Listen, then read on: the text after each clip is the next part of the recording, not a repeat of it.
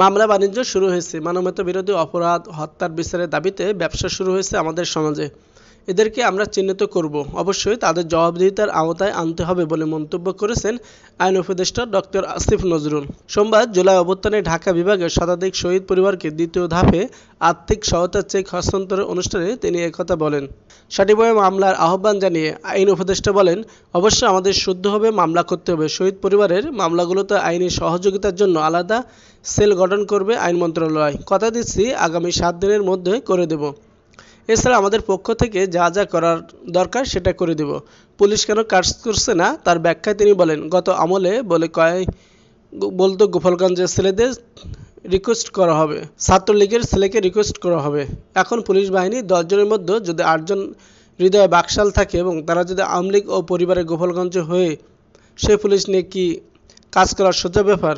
যেই পুলিশ গণহত্যাকারীদের প্রধান বাহিনী ছিল, তারা কি তাদের বিচারের প্রতি আগ্রহ দেখাবে? প্রশ্ন রাখেন আইন উপদেষ্টা। মামলা বাণিজ্য শুরু হয়েছে। মানবতা বিরোধী অপরাধ, হত্যার বিচারের দাবিতে ব্যবসা শুরু হয়েছে আমাদের সমাজে। এদেরকে আমরা চিহ্নিত করব, অবশ্যই তাদের জবাবদিহিতার আওতায় আনতে হবে বলে মন্তব্য করেছেন আইন উপদেষ্টা ডক্টর আসিফ নজরুল। সোমবার জুলাই অভ্যুত্থানে ঢাকা বিভাগের শতাধিক শহীদ পরিবারকে দ্বিতীয় ধাপে আর্থিক সহায়তার চেক হস্তান্তরের অনুষ্ঠানে তিনি একথা বলেন।